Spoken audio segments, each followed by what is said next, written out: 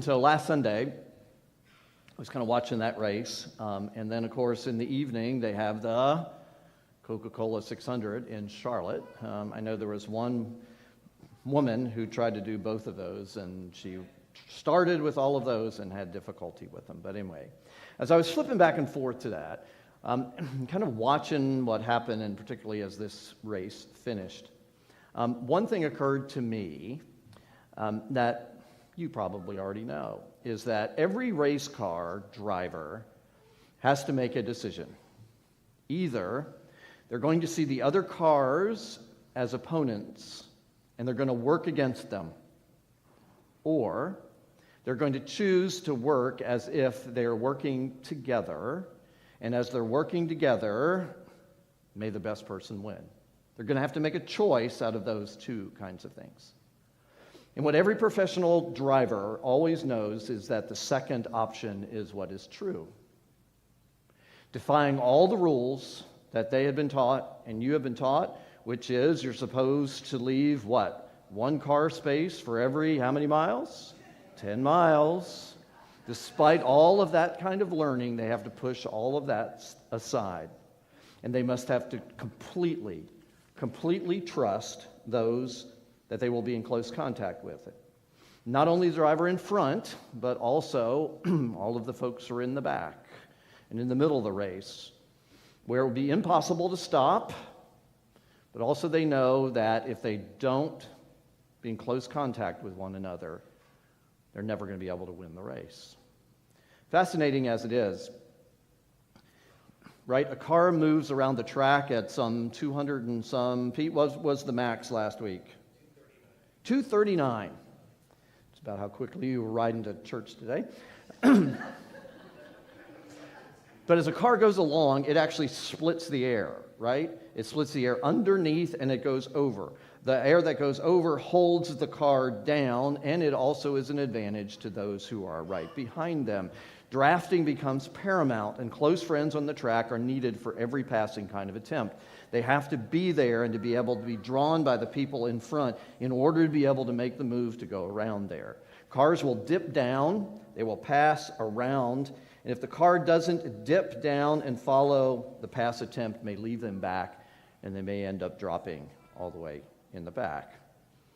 A driver cannot achieve that kind of speed and also win a race without others around. They have to be in constant contact, connection. The drivers and the pit crews must also be in touch too. In-helmet microphones, receivers allow each driver to be in constant contact with those who are in the pits, the team that's driving them. And any kind of momentary hitch, either in their following and drafting or in the communication that goes on, is just paramount to a problem. What they know, and what that says to us, is that humans have an incredible need to be in constant contact with people for communication and for survival. Now, for some of us who are introverts, we don't need that all the time, but being totally alone just doesn't work also. Psychologist John Trent cites studies that show people who experience a meaningful physical touch on a regular kind of basis, a physical, healthy touch, have a longer life expectancy than those who don't. Describe intimacy as the being close to somebody versus being very distant, because closeness has a sense that we are valued and cared about. Putting all of that together, we're finishing up our series today on For Our Neighbor. Being in contact is the way God created us to be. Being close to someone rather than being distant helps us to live out the life that God created for us. And it's a precise reason why our neighbors need us to be for them. We need our neighbors because we can help them and we can experience who Jesus is. So, a little review on the series that we've been through. I started out the series sharing that our For Our Neighbor was launched some 10 years ago. developed around one question that we asked ourselves. A group of us were in a retreat where the leader asked us a question that stopped all of us in our tracks, and we went, whoa. You remember what that question is? I know some of you do because you were sitting in that room. The question is this: if CrossRoads closed down this particular Sunday, would anybody in your community miss you? And at that point, we conjectured, mostly the people who are sitting in the chairs. And the leader said, well, if that's the case, then you're missing the whole point about what it means to be a follower of Jesus. We gulped, and he said, so what about that commandment where Jesus said the greatest commandment in the law is to love the Lord your God with all your heart, mind, and soul, and what? To love your neighbor as yourself, as though somehow those two are intimately connected for Jesus as the key to what life is really all about. So based on that particular command, and also because of the challenge of that particular leader, we returned to a second question as a group of us sat around for a year. And we asked the question, or finally got to the point where we said, so what is the main thing we need to be asking here at CrossRoads? And that question is, what does it mean to be neighborly? Ended up with 4 initiatives. Adopt our local elementary school down the road. Provide big fun events, like the one we just had. Meet neighbors' needs, and we have a whole bunch of different ones that we do that. And repair neighbors' homes. Those are all needs. That's what it means to be neighborly to those who are around us.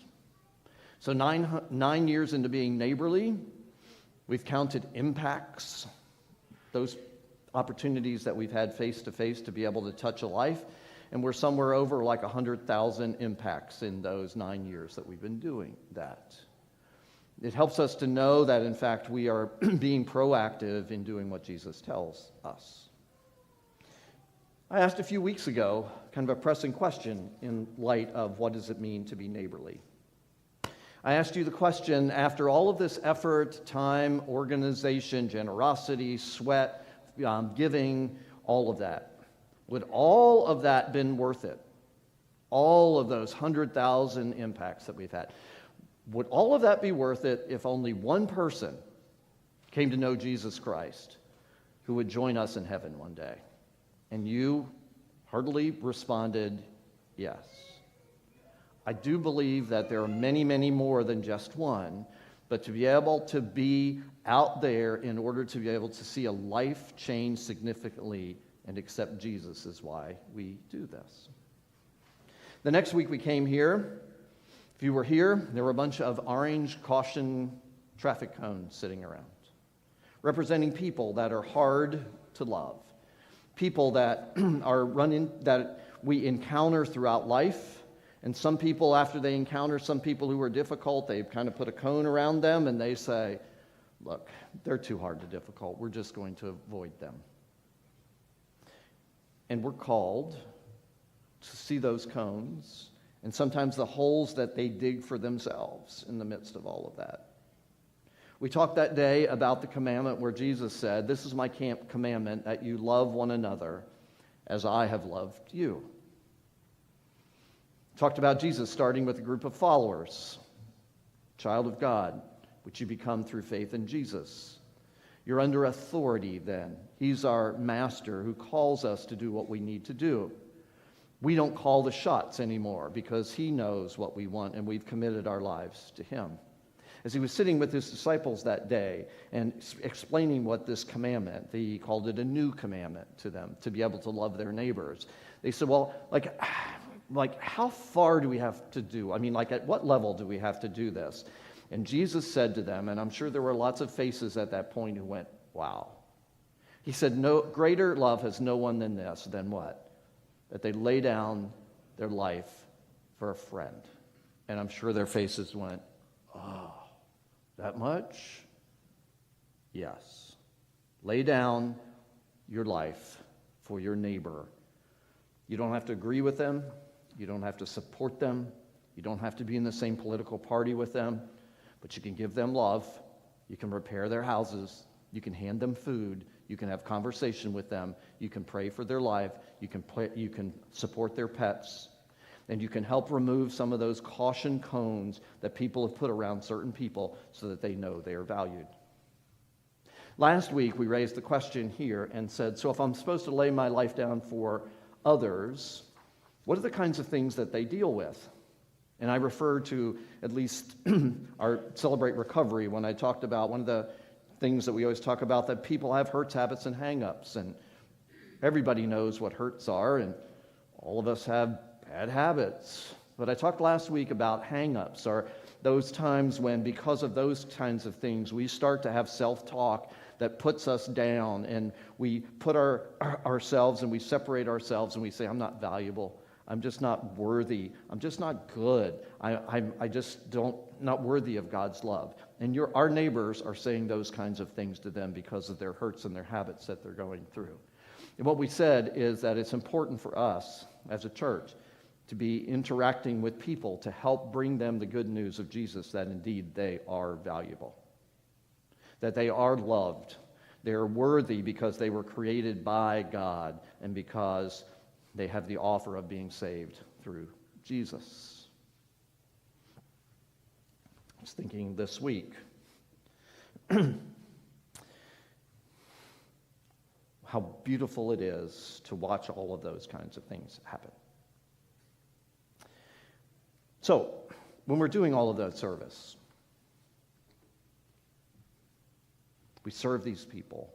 We get this kind of sense inside that we're doing things right. I want to add one more thing to us as we kind of close out the series today. One of the things that Jesus made really, really clear is it's really important to serve your neighbor. But he said to a group of people, do you know what? When you serve your neighbor, when you care for kids at your school, or when you interact with people around here, or you repair their home, do you know who you're doing it for? Or you're doing it to? Yeah, it's to them, but it's directly to Jesus. He said it this way: when the Son of Man comes in his glory and all the angels with him, he will sit on his glorious throne. And all the nations we gather before him, and he will separate people from one another, as a shepherd separates the sheep from the goats. Jesus was telling that to those folks. They had sheep. They had goats. They understood why you needed to separate them. He will put the sheep on his right and the goats on his left. And then the king will come and say to those on his right, Come. Come, you who are blessed by my Father. Take your inheritance, for the kingdom is prepared for you since the creation of the world. The people who were there that he was talking to and he pointed to, you sheep, I'm sure they're kind of wondering, like, well, why are we chosen? Why do we have the inheritance in this kingdom? Well, why is it that we seem that you are looking fondly upon us, Jesus? We love you, and we're doing what you said because you're our master. So why is it that we're specially chosen and separated out from the goats? Jesus says these words: For I was hungry, and you gave me something to eat. I was thirsty, and you gave me something to drink. I was a stranger, and you invited me in. I needed clothing, and you clothed me. I was sick, and you looked after me. I was in prison, and you came to visit me. And I think the group of sheep that are thinking, okay, Jesus, what do you mean by all of that? I'm sure maybe there's a conversation going on among them going like, Bob, do you remember, like, giving Jesus something to drink? I mean, was he a stranger to you? No, we hung around him. He was our friend. I invited Jesus into my heart, but that's the only kind of visitation that I can remember. Bob, do you ever remember, like, Jesus being sick? Wait, Jesus can't get sick. He's God, right? I'm really confused, Jesus. What are you really talking about with all of this kind of stuff? The prisoners? Jesus was never in prison. Jesus, did you do something wrong? I don't know. You know, the sheep are thinking, I visited Jesus in church. I visited Jesus when there was an invitation and we were called to come forward. I invited him into my heart, and I remember that. I think the closest that I ever had to Jesus was when I was having and singing that particular worship song, and Jesus just touched my heart. And then I heard it again in my car. Oh, I was so close to Jesus. Or maybe it was when I went to that special retreat, and at the end, I just felt especially close to Jesus. That was such a sacred, special time for me. Or somebody of that group of the sheep might say, you know, closest I ever got to Jesus was when I was with that group of women and we were studying the scriptures. I can't remember who it was who was leading it, but she opened the word and it just became incredible. And I saw God like I'd never seen before. Others among the sheep were going like, what was the camp I went to? And we just had that time, that special time to be alone, and I discovered Jesus at that place. Yeah, that was probably what Jesus is talking about with this. And I just wonder about that, because I've had those kind of experiences, a lot of those, and a lot of you have had those. And I was thinking this week, in all of those kinds of experiences of the things that I've done since Jesus has become a part of my life, who gets the most out of those kind of experiences? The Bible studies, the retreats, the gathering together, the singing of the worship, all of those kinds of things. Who got the most out of all of that? And I thought, me. I was the one who was moved in all of that. I was the one. And I think Jesus would say, you know, all of those kinds of things are really, really important in your life. All of those are really important. To continue to connect with Jesus, to grow, to know him, to worship him, to do all of those kinds of things. That's all really, really important. You should do all those. All of us who love Jesus should do all of those things. But then I read these words. Then the king, Jesus, will reply, I tell you, whenever you did this for the least of these brothers and sisters of mine, you did it for me. You see, Jesus is centered on the you who is beside you, the neighbor who lives next to you, the neighbors that we serve around here. Your devotion to God is illustrated, it's demonstrated, it's authenticated by your love for others. So much that when you love others, what Jesus says is, as you love them, you are directly loving Jesus. Every conversation, every action, every bag that was lifted, shirt given out, popcorn popped, every person that you welcome, that's really, really good. It's really important. It's part of what the kingdom is about.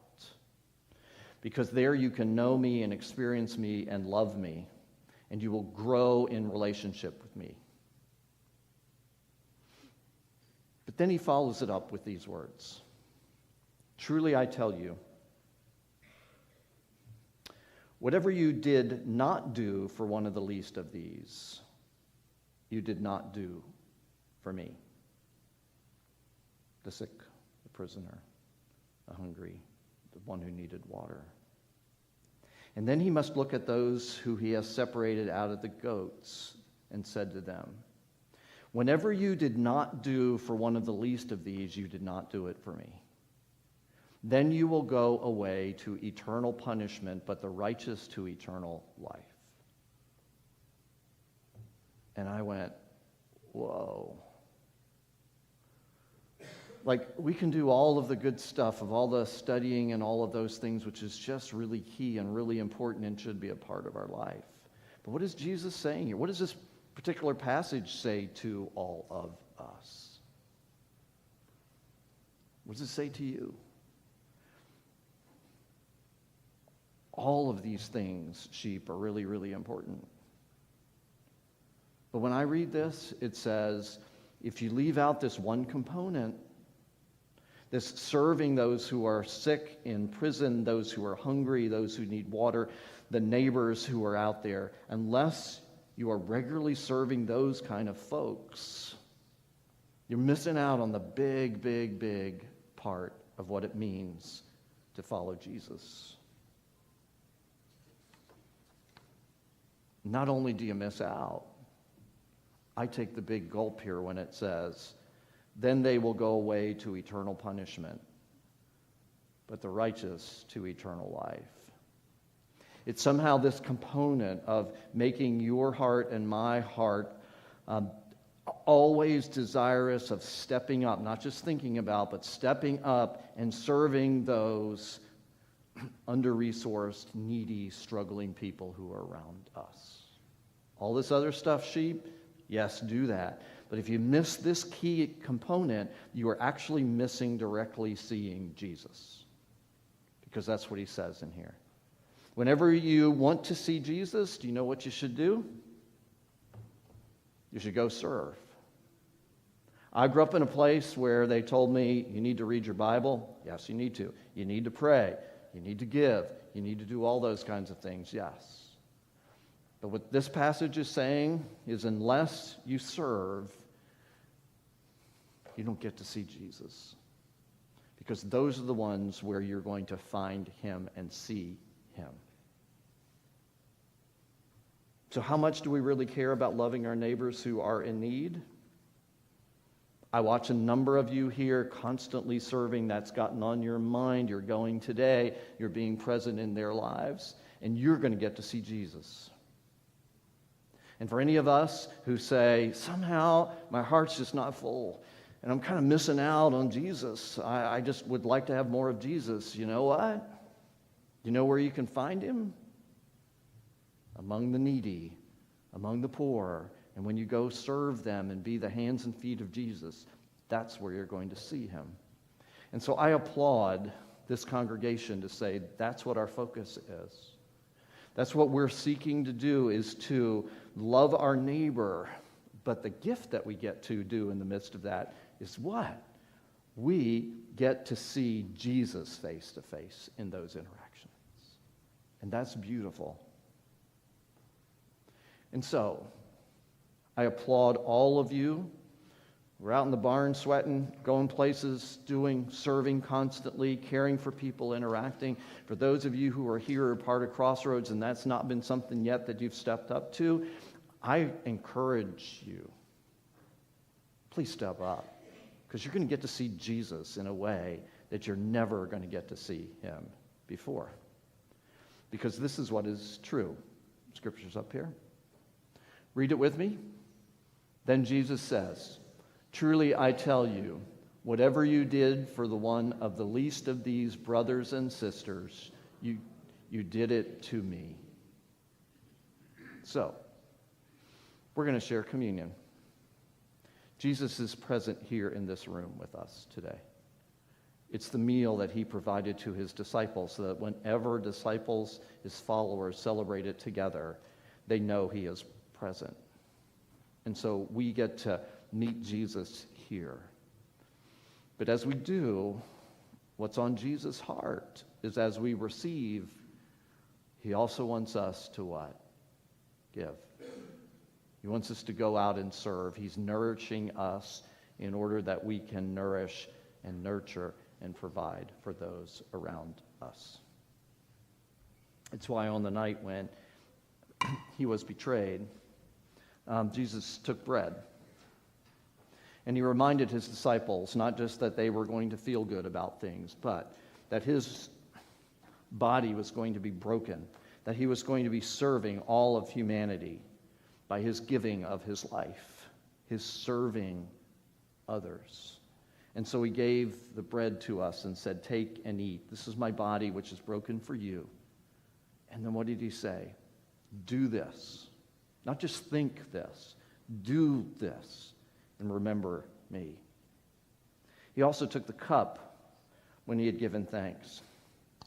And he said, this cup is the new covenant in my blood, which is poured out for you and for many for the forgiveness of sins. All of you take it. Be forgiven. Accept the goodness, the redemption of what Jesus has as you go out and do this in remembrance of me.